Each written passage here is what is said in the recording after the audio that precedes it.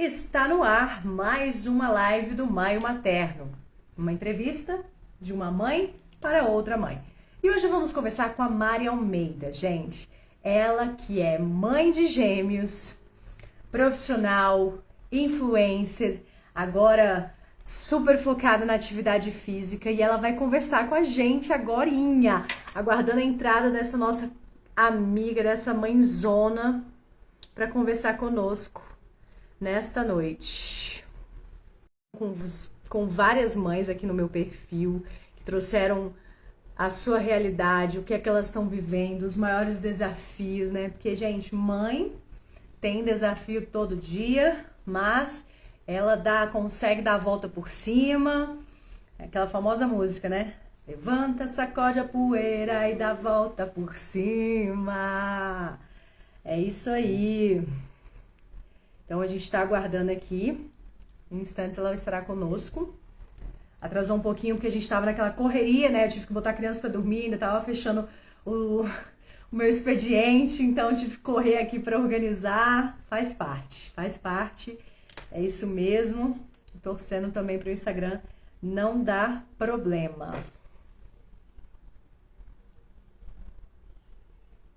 Vamos conversar aqui com a nossa amiga.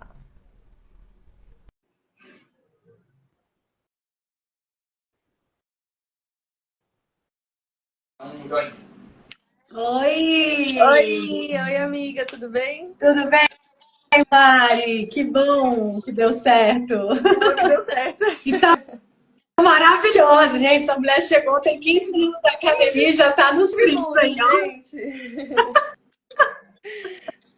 15 Linda. minutinhos. Aí deu uma ajudada, né? Já tô de trança, não tive que arrumar o cabelo, já tô de cílios, não passei muita maquiagem e pronto. Tô Facilita a pronta. vida, né, amiga? É isso É mesmo. vida. Ai, que ótimo, Mari. Obrigada por ter aceitado esse convite, por compartilhar aqui o seu testemunho na maternidade. A gente está, nesse mês de maio, eu estou realmente fazendo várias entrevistas com várias mães para mostrar um pouquinho dessa realidade, né? Que cada mulher é única, cada maternidade é única, mas que todas elas passam por desafios, né? E que, acima de tudo, elas conseguem superar. É isso. Então, eu queria que você se apresentasse. Quem é a Mari? Quais são os seus filhos? Conta pra gente. Então, meu nome é Mariana, eu tenho 24 anos. Gente, eu tinha 23 até poucos dias atrás. Aí agora eu tô me acostumando a falar 24. Tô novinha, mas já sou mãe de gêmeos, de 3 aninhos, Pietro e Ariel. Na minha vida profissional, eu trabalho com a internet, né, como influenciadora. Atualmente eu trabalho numa empresa no administrativo, mas, assim, minha profissão é a parte do marketing, sabe? Criação de conteúdo, videomaker, criação de conteúdo estratégico, profissional, eu e os meninos, isso aí. Ele já tem 3 anos, não é isso, 3 Mari? anos, vou fazer 4 agora em setembro. É a Ariel, como é que é o nome? Pietro e Ariel. Pietro e Ariel. Gente, eles são gêmeos, assim, eu considero idênticos, amiga. Eu sei que cada um deve ter o seu. Você consegue identificar, mas toda vez que você posta, às vezes, um stories, esse é quem? Esse é quem? Olha, eu já falo, a mãe de gêmeos, ela já tem essa dificuldade, ou ela já conhece, já consegue reconhecer os seus filhos, né? E eu vou confessar que até eu tô confundindo agora. Confesso que até eu tô confundindo, porque, assim, antes a gente identificava as diferenças pelo peso. Um tava mais gordinho que o outro. Apesar de ainda serem um pouquinho mais alto que o outro, agora eles estão realmente a mesma cara. Tipo, eles são idênticos, tá, gente? Eles são univitelinos. Só que um nasceu mais gordinho que o outro. Então a gente sempre diferenciou, assim, quem é mais próximo. Porque a gente fala que é igual a Carol, acho idêntico, né? Só que agora até eu, gente, tô confundindo. Principalmente quando eu tô sem óculos. Eu olho assim, só vou gritando. Ei, você, você. E tem um finalzinho também, alguma coisa assim para diferenciar? Realmente é só o peso. Eles têm as mesmas características. As covinhas fundas, o cabelo também o mesmo corte, né? Realmente. E a altura e o peso. Só que assim, quando tá correndo, você não vê isso. Quando Sim. tá ali naquela bagunça ali, você não vê isso. Então, basicamente, estão realmente a mesma cara. Eles são, como eu falei, são idênticos. De fala assim, monodi, que são da mesma placenta e de sacos gestacionais diferentes. Então, tem 3 tipos de gestação gemelar. Tem a que são bivitelinos, né? Que eles são diferentes, que no caso passam 2 espermatozoides. No meu caso, que é monodi, que passa 1 e ele se transforma em 2. Olha que loucura. E a mono-mono, que é os dois até no mesmo saco gestacional, que é a gravidez de mais risco, sabe? Porque eles ficam juntos mesmo e é bem difícil, mas são essas três formas, né, de gestação gemelar. Mas eles são realmente idênticos. Imagino. Mari, eu tenho 3 perguntas que eu tenho feito para as mães que eu entrevisto aqui, que são as mesmas perguntas para todas, mas você, como mãe de gêmeos, eu não poderia deixar de perguntar. Como que foi o seu parto? Como é que foi a sua amamentação com os gêmeos? Que aqui a gente viu que muitas mulheres relatam dessa dificuldade da amamentação, inclusive a questão do parto também, se foi normal, se foi cesárea. Como é que foi isso para você? Então, a minha gravidez, ela desde o início foi muito difícil, porque eu tive hiperemesis gravidice, alguma coisa assim, acho que é assim que se fala.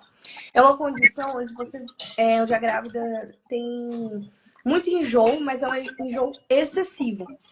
Então, gente, eu juro, o cheiro das coisas mudaram pra mim, o cheiro e o gosto. Então, eu não me alimentava, eu só me alimentava à base de remédio. Então, eu tinha que estar no hospital internada, recebendo remédio na veia, assim, o Dramin já não funcionava mais pra mim. Geralmente, quando a gente vai tomar um Dramin, a gente corta, né? A gente parte ele. Eu tomava 2 de uma vez. Porque era muito enjoo mesmo. E ele só foi passar no dia que os meninos nasceram. Pra você ter noção. E aí, essa questão da gravidez. Bom, Foi antes, né? Foram 9 meses, não, né? Você teve antes, né? não. Aí teve essa questão que muito enjoo, eu não comia, vivia doente, com muita anemia. E era muito fácil de adoecer, infecção urinária também, muito, porque eu não bebia nem água. A água me enjoava, tudo me enjoava. Então, muita infecção urinária. Então, eu tive muitas contrações de treinamento, que é aquela que deixa a barriga dura, que é normal, de vez em quando, mas eu era, tipo, de 10 em 10 minutos. A partir dos 5 meses, ficou assim, bem forte. E eu vivi internada, gente, era assim, semana sim, semana não no hospital, direto. E aí, quando eu fiz 32 semanas, 32 semanas, eu fui pra consulta rotineira mesmo. Eles estavam lá vendo e tal, porque eu vinha. Toda semana eu tinha que ir pro hospital, porque era gestação de risco, né? Eu tinha que ir lá fazer ultrassom. Quando eu cheguei lá, começou as contrações de treinamento muito fortes. Mas eu já estava acostumada, mas as médicas se assustaram. Aí eu até olhei e falei, gente, isso aqui é normal pra mim. Todo dia acontece isso. Aí elas, não, você tá entrando em trabalho de parto. E eu não acreditei muito, não. Elas falaram pra eu ir pro hospital e eu ia pra casa. Mas aí eu senti, eu falei, cara, eu acho que eu tenho que ir. Aí dessa vez eu fui e realmente estava dilatando. Aí já tava 4 centímetros de dilatação. E aí a gente entraram com medicação para poder amadurecer o pulmão, né? Tentar segurar. E aí isso aí foi dia 11 de setembro. E aí segurei até dia 14. E, gente, dia 14 eles já estavam com 32 mais 6. Tava quase completando 33. E aí a médica chegou no quarto e eu tava passando muito mal, porque essa injeção que amadurece o pulmão do bebê incha muito a mãe.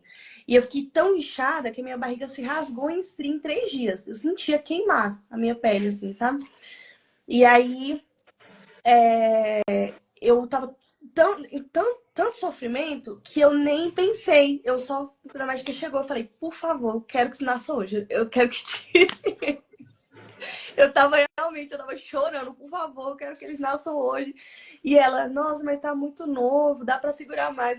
Olha, não dá pra segurar mais, eu não tô dando conta. E Nossa, aí elas imagina. fizeram um último exame ali pra escutar o coração. Falaram, tá bom, vai ser hoje, mas vai ser agora. Aí Minha mãe tava lá comigo, ela ficou super feliz que ela ia ver eu parto, porque aí, sem querer, acabou que ela tava lá e aí ela assistiu. E aí, gente, eles nasceram com 32 semanas mais, quase 33. E assim, geralmente gêmeos são muito menorzinhos que um bebê normal que cresce sozinho na barriga. Mas eles nasceram grandes para o tempo gestacional deles. Foi até assim, os médicos falaram, nossa, eles são tão grandes, são grandes. Apesar de muito pequenininhos, que cabiam assim na palma da minha mão, eles estavam grandes para a situação, sabe assim, olhando em consideração outros partos. E graças a Deus eles foram para UTI, só que só por conta do peso. Eles foram pra UTI só por conta do peso. Não teve nenhum. Acho que o Pietro teve um pequeno probleminha no coração, que eles acharam que era um problema, ficou em observação e na verdade não tinha nada. E aí, só que aí, assim, quando eu cheguei na UTI, eu tava internada, né? Detalhe, eu fiquei 3 dias sem ver eles. Eu só fui ver eles no dia 17. Eu tive eles dia 14. Porque eu tive hemorragia, eu fui pra UTI também. Eu, assim, fiquei muito mal, não conseguia levantar da cama, porque eu perdi muito sangue, já tava anêmica, então realmente perdi muito sangue e tal, e eu não conseguia nem levantar pra ver eles, então eu só consegui ver eles depois de 3 dias. Aí quando eu consegui ver eles, no outro dia eu recebi alta, eu chorei horrores, que não queria ir pra casa, porque eu ia pra casa sem eles, e eles iam ficar no hospital. Só que aí depois que eu fui pra casa, no outro dia eu já tava lá, 7 da manhã, no hospital, tirando leite naquela cadeira de amamentação. Não, cadeira de amamentação não. Era aquela cadeira dura de escola, parecendo de escola, assim, no hospital. Eles nasceram no São Francisco. Hoje é o. Mudou o nome. Até esqueci aqui, fugiu. Mas é lá na Ceilândia. E aí. Aí eu fiquei. Aí a gente começou essa batalha e eles não podiam amamentar. Entre essa parte da amamentação. Eles não podiam amamentar no início. E assim, eu tinha a impressão de. Ah, daqui 2 semanas eles saem. Tá de boa, assim. Eu fiquei tranquila. Só que aí foi passando o tempo, foi passando o tempo. Aí na terceira semana eles deixaram eu colocar eles no peito. E aí eu coloquei, só que todas elas, as enfermeiras, a físio, falava assim, olha, já começa com a fórmula, porque você não vai dar conta de amamentar. Aí eu ficava, por quê? Por que eu não vou dar conta? E elas falavam, você não vai dar conta, o seu leite não vai ser suficiente para os dois, então é melhor você já introduzir a fórmula. Então, lá mesmo, eles pediram para comprar mamadeira e a gente comprou. Aí compramos a mamadeira, só que eu insistia no peito e dava mamadeira. E aí, de tanto elas falarem, eu tinha a impressão mesmo de que eles passavam fome só comigo. Eu tinha essa impressão, só que na verdade não era isso, mas eu só fui ter essa percepção quando eu fui para casa. Aí no hospital dava mamadeira e tal. E aí, depois de 1 mês e 5 dias, a gente foi liberado do hospital, fomos para casa. E aí começou. Aí eu comecei a dar a mamadeira, mas, gente, eu larguei com 3 semanas, eu larguei antes deles fazerem 2 meses de vida. Eu larguei a mamadeira e comecei a só amamentar. Eu colocava um aqui, um aqui. O povo ficava impressionado. Eu colocava assim. Não dava nem tempo de encher o outro, já tava dando leite. Ao mesmo tempo, porque. E outra, tinha uma culpa de pegar só um bebê no colo. Juro pra vocês, eu me sentia culpada de pegar só um no colo. Então eu fiquei com um negócio de que eu precisava segurar os dois. Então toda vez que eu pegava um, eu tinha que pegar o outro. Então eu sempre tava amamentando os dois.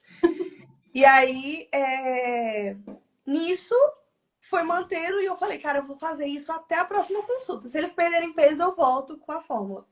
E na verdade eles engordaram muito. E aí todo mundo ficou assim, nossa, é exclusivo, é exclusivo. Porque não é comum. Eu até entendo, porque eu abri mão da minha saúde para amamentar eles. Abri mão da minha saúde mesmo. Porque amamentando os dois demandava muita energia. Eu já estava anêmica, então piorou. Então eu realmente fui para, por exemplo, na gravidez mesmo, no geral, eu ganhei 6 quilos. Com os dois na barriga. Quando eles nasceram, eu voltei pro meu peso, que era 50. Quando eles começaram a amamentar, eu fui para 45 quilos. E aí, com anemia e tudo mais, e como eu não tinha muita energia, eu não tinha energia nem pra fazer alguma coisa pra eu me comer. Às vezes, eu morava com os meus pais, com as minhas irmãs e com o pai deles. E aí, todo mundo saía pra trabalhar e eu ficava em casa. E nem sempre tinha alguma coisa pronta e tal. Então, às vezes, eu ficava sem comer mesmo. Só fazendo as coisas deles, aquela loucura. Eu nem sei. Hoje, gente, eu juro pra vocês, eu não consigo lembrar do que eu passei com eles, assim, pequenininhos. Porque se eu lembrar, eu acho que eu vou ter medo de ter mais filho. Porque eu fui muito guerreira. Caramba. Fiquei com os dois em casa sozinhos, recém-nascidos. E eu fazia tudo. Eu fico olhando meus vídeos antigos, eu fazia tudo. Eu lavava a roupa deles até passar, eu passava a roupa deles assim. Eu larguei isso quando eles fizeram os 2 meses, eu larguei isso, mas passava, eu lavava, eu deixava, eu amamentava, eu fazia tudo, tudo. E eu fico assim, gente, como eu conseguia? Porque eu não consigo viver hoje naquela energia toda, que eu não sei de onde eu tirava a força. E aí, então foi assim. Uma palavra-chave, força. É uma coisa que as mães todas falam, que descobriram essa força. Força, literalmente. E eu juro pra você que eu não consigo lembrar de, tipo, acordar e pensar, ai, o que que eu faço hoje? Simplesmente era automático. Eu acordava e era a mesma rotina todo dia. E, assim, e os meninos, como nasceram prematuros, era consulta toda semana. E era cardiologista, era oftalmo pra ver se eles iam enxergar bem, porque eles realmente nasceram muito novinhos. Era tão novinho que nem unha eles tinham quando eles saíram da barriga. Então, teve vários exames, aí às vezes eu ia sozinha. Eu não consigo lembrar como que eu fazia isso, mas eu saía com os dois sozinha e ia pra consulta. Às vezes, porque não tinha quem ir comigo. Então, eu pegava o Uber, colocava o carrinho de gêmeos dentro, colocava eles no bebê conforto, saía, quando chegava no hospital, desmontava o carrinho, colocava no bebê conforto e ia. Não sei como eu fazia isso, mas eu fazia.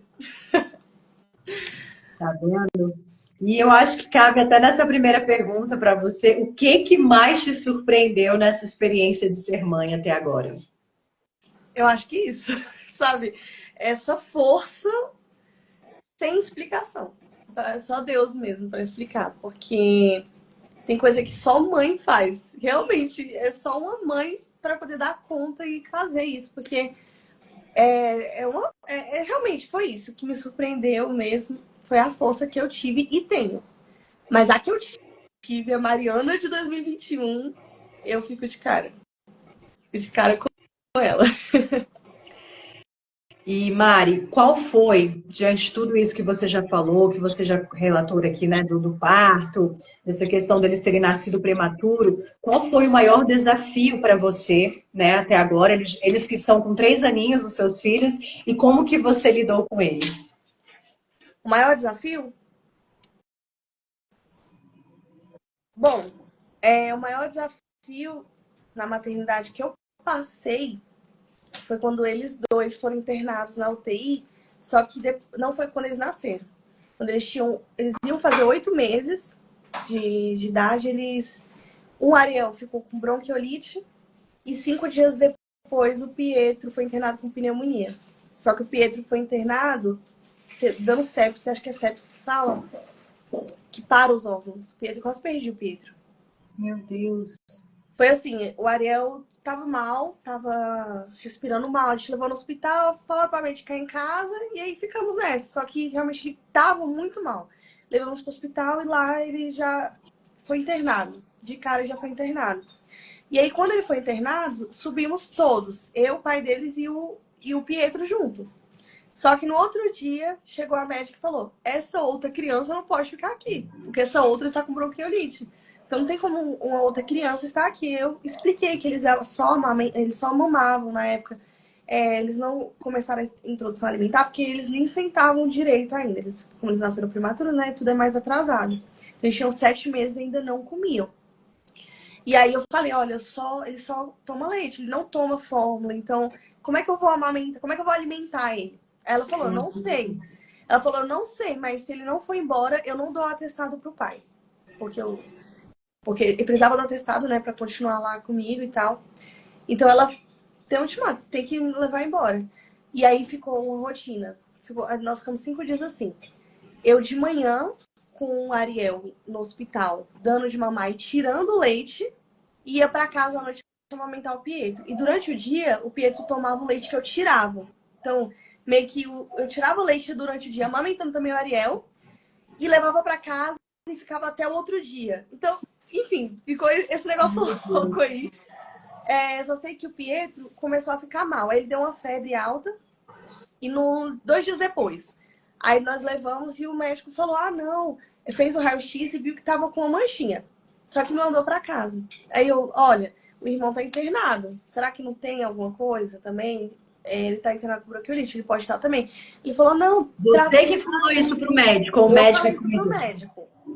E ele, Você sentiu demais. não, trata em casa, não sei o quê. Aí a gente levou pra casa. Aí olha que coisa louca. Coisa louca não, realmente foi Deus que cuidou da gente ali. No quarto dia, fui pra casa amamentar o Pietro. E aí eu não sei como aconteceu isso. Eu cheguei em casa, o Pietro tava muito sonolento. Ele tava muito molezinho, sonolento e tossindo muito. Aí eu peguei e peguei ele e coloquei pra mamar. Aí quando eu abri o olho, era 5 da manhã. Eu não sei, tipo, eu apaguei com ele. Era 5 da manhã e quando eu olhei, eu não tinha tirado leite pra ele mamar no outro dia, durante o dia. E eu pensei, eu vou ter que levar ele pro hospital. Pelo menos pela parte da manhã, pra dar tempo de eu tirar mais leite e ele voltar pra casa com o pai, né? E aí, levei ele pro hospital. Na hora que a gente levou, quando eu levei ele pro hospital, o Pietro ficou fraco e não acordou mais. Ele dormiu e era um sono que ele não tinha reação mais. E aí eu pensei assim, cara, era o caminho, né, do hospital. Eu falei assim, se ele não reagir, eu vou levar ele pro pronto-socorro. E realmente, a última vez que ele veio acordado eram 7 da manhã. Tava dando 10 e ele dormindo.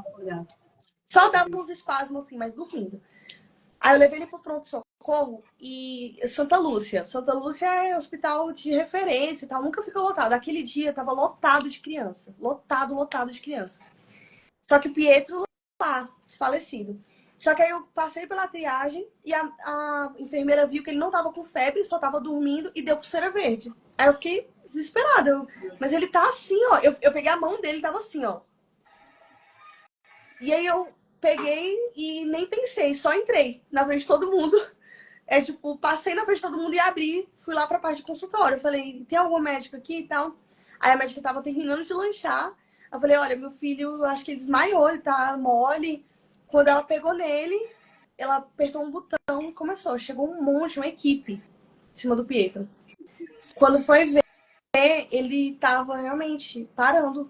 A saturação dele estava lá embaixo. Tava, saturação, tudo. Aí foi questão de segundos, ele tava com acesso aqui, respiração, oxigênio. Ele tava todo cheio de aparelho. Do nada. Foi, de verdade. Foi tipo, eu cheguei, fui lá na frente de todo mundo e tal, aí veio a equipe toda pra cima do Pietro. E aí eu e o Gustavo, né, o pai deles, ficamos assim, sem reação. Eu liguei pra ele tava lá em cima com o Ariel. E aí a enfermeira ficou olhando o Ariel, ele desceu. Quando ele desceu, ele tava lá, o menino todo cheio de aparelho. E a gente sem entender nada. Aí quando subiu, começaram a falar. O que vocês fizeram? O que vocês deram pra ele? Porque não tinha explicação até sair os exames. Até sair os exames, eles queriam saber o que tinha acontecido. Aí perguntou se a gente tinha colocado Neossoro. Aí eu descobri que Neossoro, eu não coloquei, mas Neossoro faz a criança morrer. Se você colocar um Neossoro numa criança, tipo de menos de 3 anos. Você acredita? Dá um problema cerebral na criança. Nossa. Acho que é cerebral. Enfim, é seríssimo. E aí eles falaram, perguntaram e nada.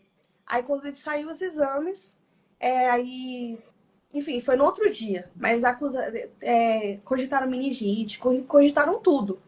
Porque ele realmente não tinha reação. Tanto que quando fizeram acesso, ele nem se mexeu. Não se mexeu. Ele foi lá pra cima e realmente ficou assim.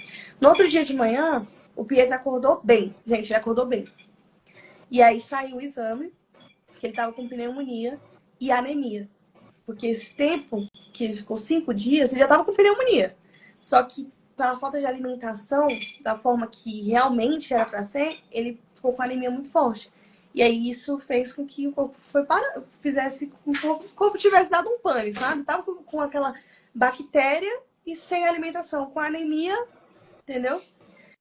E aí, no outro dia, quando saiu, ele precisava fazer xixi. Mas ele acordou e já fez xixi e ficou bem, sabe? Ele ficou lá na UTI e tudo, mas ficou bem. Não tava mais desmaiado daquele jeito que ele tava. E aí foi um alívio e tal. Aí, gente, começou a batalha. A gente ficou 20 dias no hospital. O Ariel Com tava o com Pedro e o Ariel. os dois. O Ariel ficou 20 e o Pedro ficou 15. Aí o Ariel ficou com Aí o Ariel tava com bronquiolite, foi tratado e tal. Aí o Ariel, quando o Pedro tava com 3 dias na UTI, o Ariel desceu, foi pra enfermaria. Aí ficou, eu fiquei assim, mais ou menos uns 10 dias, gente. De 3 em 3 horas, subindo e descendo pra dar uma aumentar.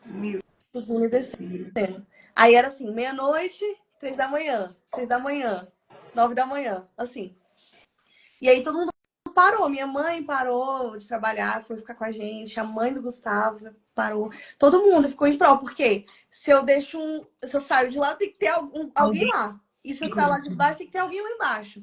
Então era revezando a família ali pra ficar com eles. E foi o maior desafio da minha vida, foi aquele. E, gente, eu digo pra vocês que foi um choque tão grande pra mim que eu só consegui chorar quando eu fui pra casa. Quando eles já estavam bem. Depois que passou a tempestade toda aí que você desmoronou, Foi. né? Porque lá eu tava assim, ó, fazendo o que precisava fazer. Simplesmente viver, agindo ali no automático, assim, preciso fazer isso. Eu nem parei pra sentir. Foi, assim, um período assim que eu... Ai, nem sei explicar. Foi o maior desafio até hoje. Não. Olha, amiga, não. A gente não consegue nem imaginar, né? Porque, assim, de fato, quando você tem mais de um filho, é muito comum passar a doença para o outro, é muito comum adoecerem, né? É fato, faz parte, eles estão convivendo o tempo inteiro juntos, né? Mas olha que situação, que situação. E que bom que Deus abençoou aí, curou. Eu tenho certeza que depois que você passou por isso, você passa por qualquer outra coisa, mulher. Qualquer outra Eu coisa. penso a mesma coisa. Eu penso a mesma coisa. Todo mundo que eu conto assim, a pessoa fica, como? Aí eu não sei nem explicar. Só Deus pra dar força mesmo. E aquele foi um perrengue assim que você não imagina, né? Eu mesmo imaginei que o Ariel ia ficar bem e tal, e a gente ia pra casa. A gente sempre imagina o melhor, né? Só que quando o Pietro aconteceu aquilo com o Pietro, foi. Aí eu postei no Instagram e foi uma corrente de oração enorme. Foi muita gente. Começou a rezar muito pelos meninos. Foi muito lindo, sabe?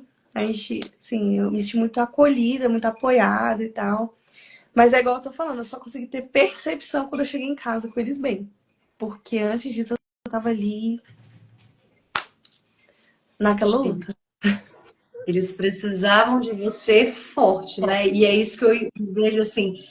A mãe, ela, mesmo às vezes, por mais difícil que seja, que sem ânimo, por mais que ela esteja passando por uma dificuldade muito grande, a mãe consegue se curar mais rápido. A mãe, quando fica doente, parece que ela dá um jeito de se superar, né, de falar assim, cara, eu não posso ficar doente pelos meus filhos, eu não posso esmorecer pelos meus filhos. Então a gente dá um jeito. E é claro que tudo precisa de ajuda, né, amiga? E você, ao longo dessa história, desses 3 anos, você veio descobrir, você está numa jornada, né, de autocuidado, de busca interior, de aprendizado, e isso é maravilhoso, porque as mulheres, elas precisam entender assim, tem momentos na vida que a gente vai se doar literalmente por eles, porque eles precisam, mas depois a gente também não pode esquecer de olhar pra gente, né? Com certeza.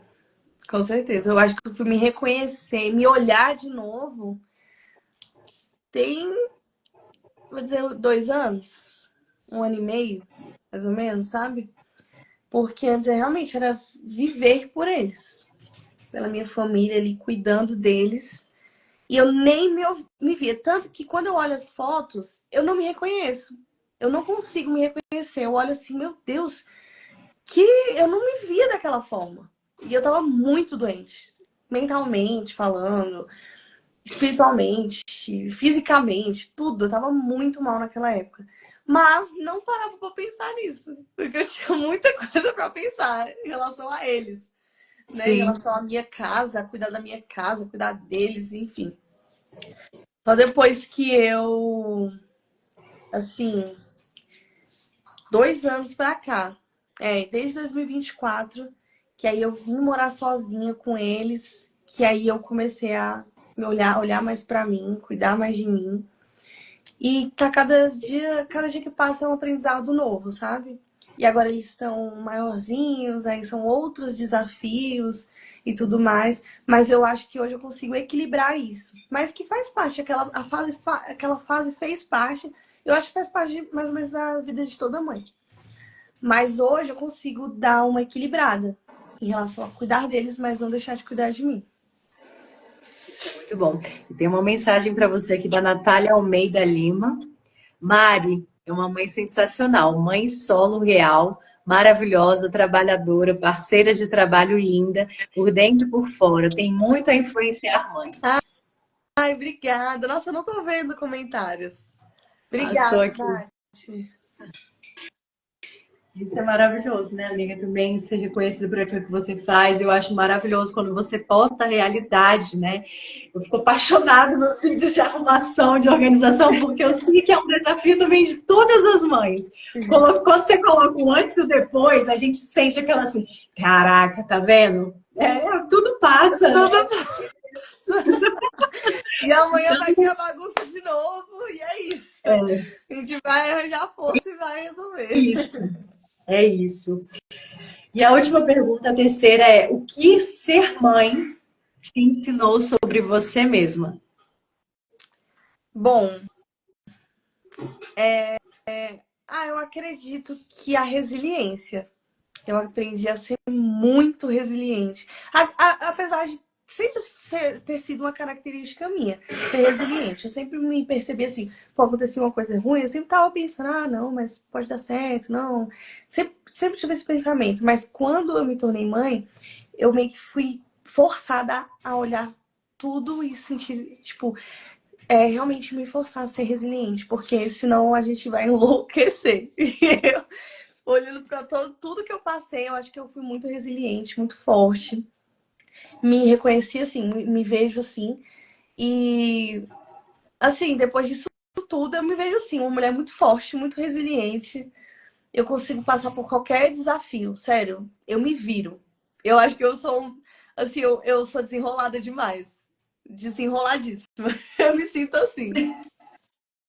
Que ótimo, né, gente? Olha que maravilha.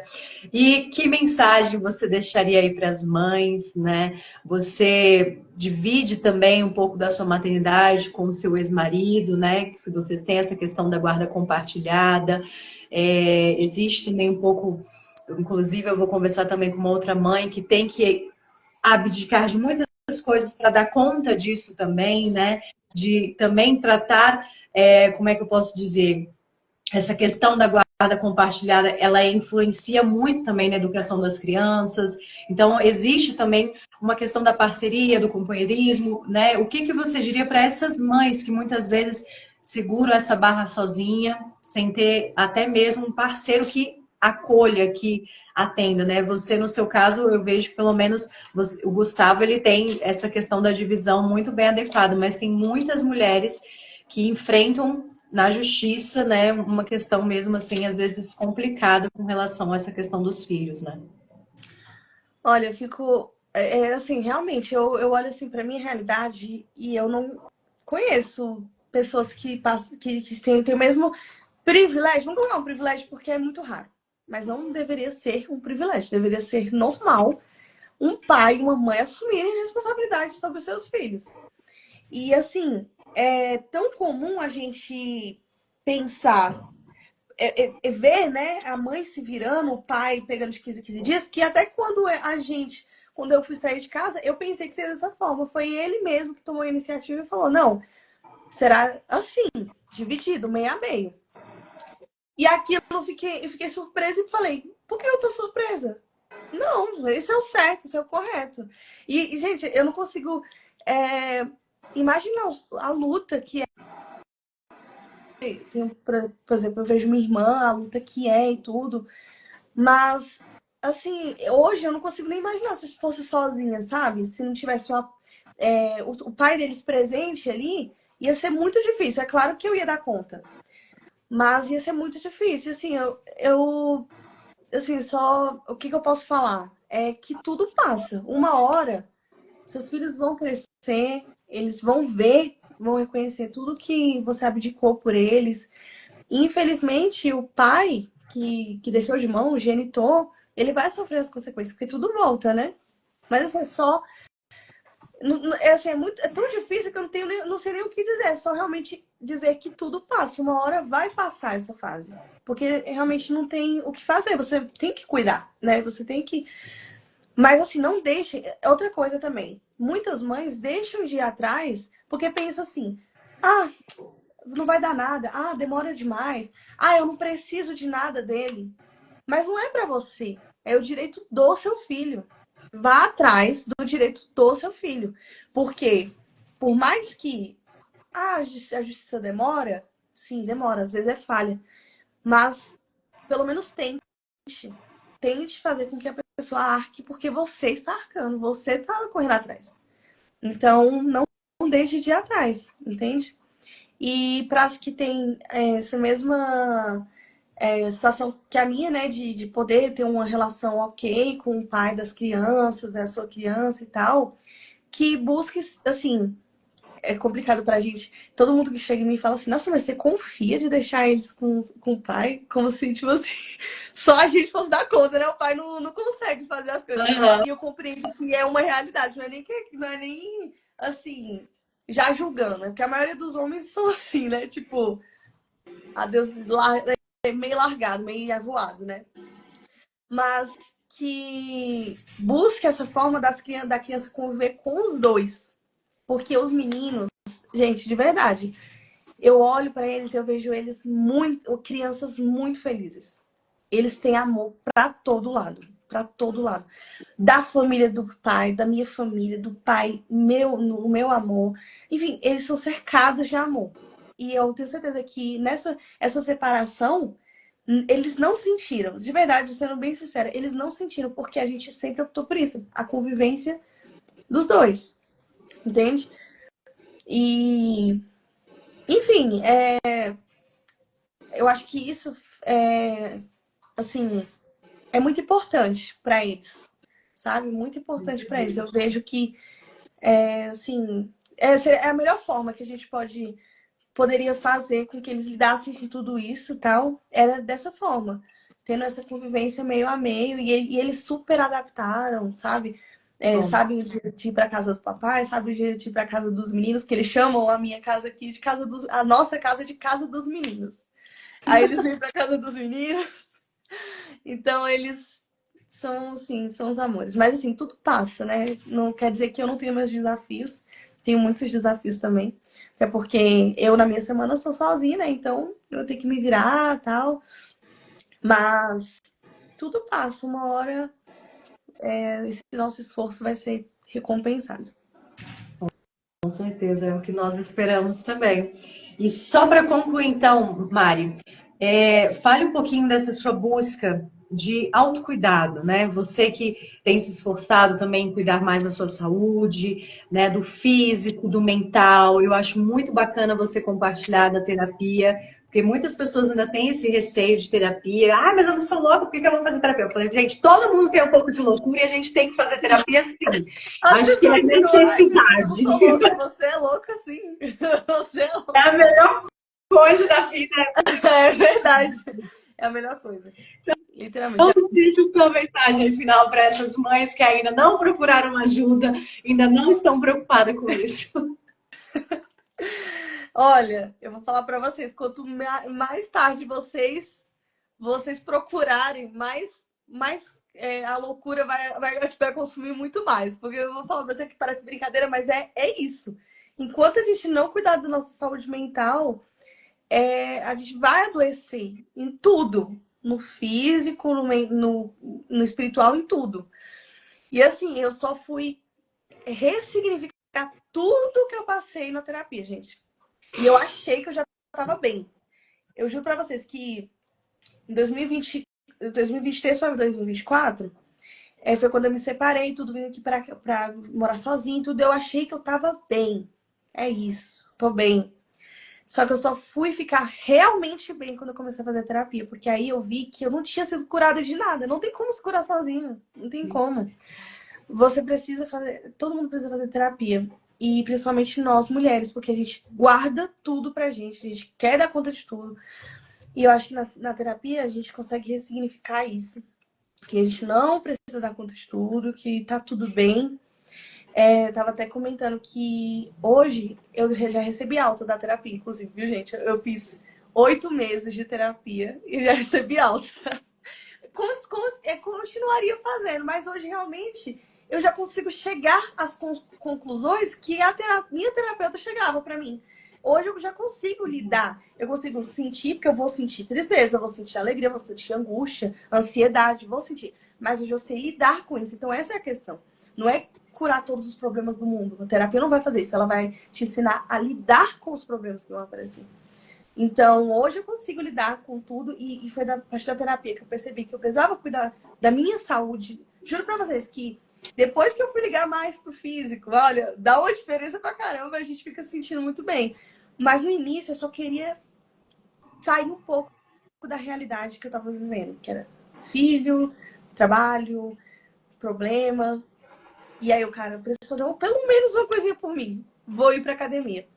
E aí, nessa busca, assim, por realmente fazer alguma coisa por mim, tudo melhorou. Porque eu comecei a me sentir bem, a questão da saúde, comecei a me sentir mais bonita, a autoestima melhorou. E veio tudo junto. Tudo junto. Mas junto com a terapia. Então, foi só na terapia que eu percebi isso. Então, é muito importante. Inclusive, tem um site, gente, que a terapia é por um valor social, Piscinite. Depois a gente coloca na legenda aqui. É R$ 30 a sessão e você escolhe o terapeuta que mais você se identifica. Também vou dar uma dica, que na hora que você entrar no site, você colocar...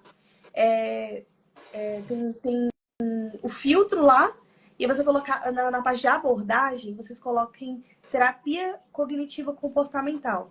Para você ir direto para terapeutas que fazem essa abordagem. Porque essa abordagem é incrível. Incrível. Porque vai a fundo do nosso comportamento humano, sabe? Então, procurem lá, TCC na abordagem e comecem a fazer, que vocês não vão se arrepender. Sério mesmo. Então, você me passa o link depois, que eu vou fazer um vídeo, uma postagem só sobre isso, porque eu conheço muitas pessoas que não buscam terapia também, porque acham caro, porque não tem condições, às vezes, de bancar, ou porque não tem plano de saúde. Mas, gente, olha, tem muitos projetos bacanas aí que podem ajudar. Eu mesmo faço por um aplicativo, que é só R$ 70 por mês, então eu tenho sessão de terapia. E ele passa desafios, assim, mentais, dicas de meditação. É o Wells, WLLZ, maravilhoso, sabe?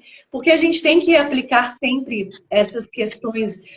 A gente lida diariamente com pressão muito grande, né? Com a questão da organização, da rotina, e isso tudo a gente vai adaptando. Então, a gente tem que estar bem, senão vai tudo desandar, atrapalha tudo, né? Então, assim, cuidar da mente é você cuidar do seu corpo como um todo, né? Porque também não adianta nada a pessoa estar ali se matando na academia e com a cabeça fora, né? É um equilíbrio que a gente tem que buscar em todas as áreas, né, amiga? Com certeza.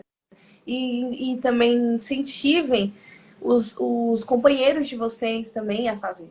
Porque isso faz toda a diferença. Todo mundo precisa. Todo mundo precisa. Os filhos também. Os filhos que já têm uma certa idade. Assim, quando você tá do lado de alguém que consegue estar alinhado nisso com você, vai ficar mais fácil ainda. Sim. De você buscar esse autoconhecimento, melhorar as questões. Eu descobri meu TDAH na terapia. Então, se eu nunca tivesse feito, eu nunca teria descoberto.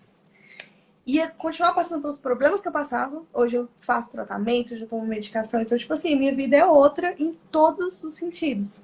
E não quer dizer que é perfeita, mas quer dizer que eu consigo lidar muito melhor do que como eu lidava antes. Com certeza, isso faz toda a diferença, gente, toda a diferença.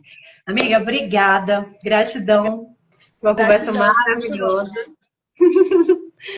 Um beijo grande, continue cuidando de você, continue, sabe, valorizando cada coisinha que você faz, o seu trabalho na rede social, porque a gente precisa de pessoas assim que possam influenciar o positivo, mobilizar, sabe?